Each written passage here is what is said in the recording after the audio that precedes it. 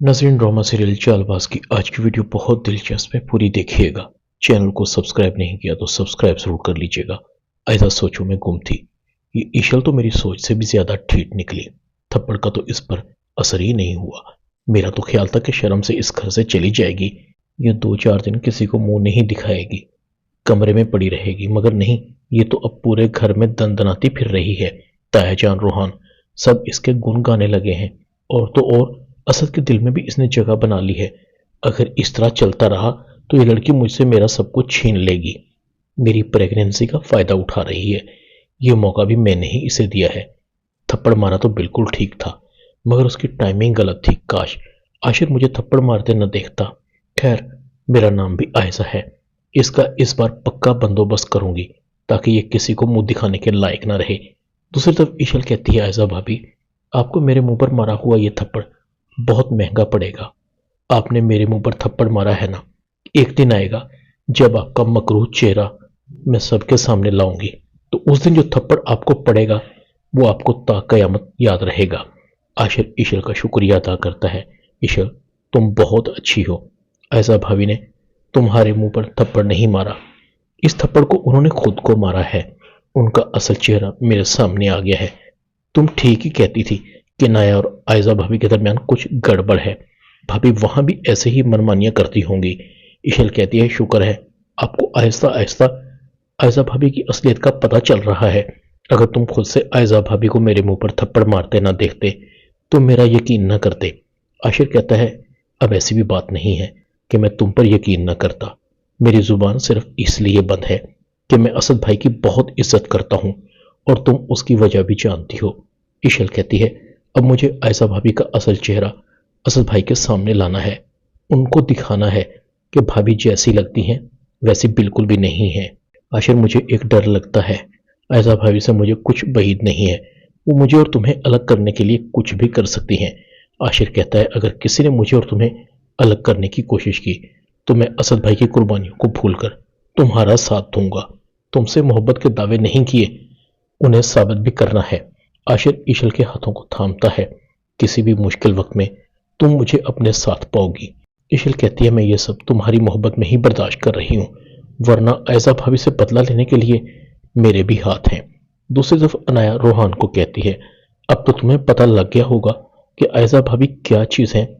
वो नहीं चाहती कि घर में उनके अलावा किसी और को अहमियत दी जाए या उनकी तारीफ की जाए। उनका घर में भी यही हाल था, अपनी मनमानियां करने की उन्हें बचपन से आदत है। मुझे तो उनकी हाँ में हाँ मिलाने की आदत पड़ी हुई है। यही नहीं, अगर अम्मी भी कभी उनसे इख्तलाफ करती तो वो उनसे भी नाराज हो जाती थी। रोहान कहता है, ये तो बहुत गलत बात है। भाभी मुझ पर और तुम पर हुक्म नहीं चला सकती। मैं और तुम अपनी मर्जी के मालिक हैं।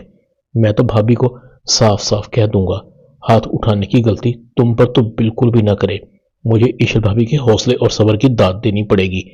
थप्पड़ खाने के बाद भी वो नॉर्मल लगती हैं। लगता ही नहीं कि वो बहुत अमीर माँ बाप की बेटी हैं। अनाया कहती इसलिए कि वो आशिर भाई से बहुत मोहब्बत करती हैं। अब ये आशिर भाई को चाहिए था कि वो ऐसा भाभी को खरी खरी सुनाते।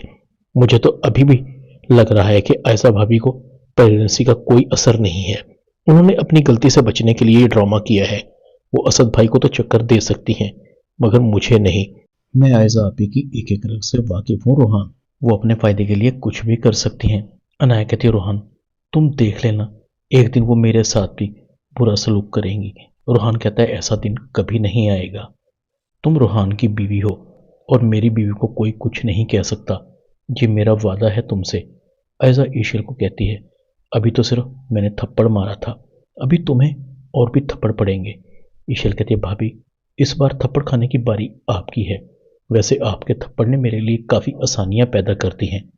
अब घर में कोई भी आपकी किसी बात पर आंखें बंद करके यकीन नहीं करेगा।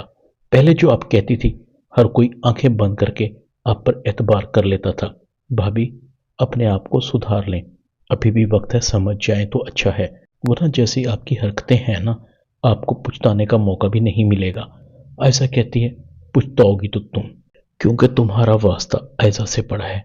अब आगे देखना मैं तुम्हारे साथ क्या करती हूँ। तुम्हें आशिर पर और उसकी मोहब्बत पर बड़ा घमंड है ना, तो देखना तुम्हारा घमंड कैसे टूटेगा। आशिर तुम्हें इस घर से खुद धक्के मार कर निकालेगा। اشل کہتی ہے لگتا ہے آپ ہر وقت خواب دیکھتی رہتی ہیں. میری اور عاشر کی سچی محبت ہے، اور یاد رہے ہماری محبت کی بنیاد آپ کی مکار فطرت کی طرح نہیں ہے.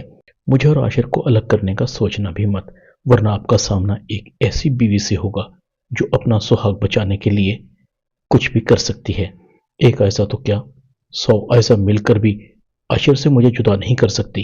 دوسری طرف سرینا وجاہت کو کہتی ہے وجاہت، میری بیٹی کو ہم نے عاشر کے ساتھ پھنسا ہی دیا ہے، ہمیں اس رشتے کو قبول ہی نہیں کرنا چاہیے تھا. وجاہت کہتا ہے اب کیا ہو گیا؟ سرینا کہتی ہے مجھے پتہ لگا ہے کہ ایشل کی جٹھانی پریگننٹ ہے اور گھر کے سارے کام ایشل کو ہی کرنے پڑتے ہیں.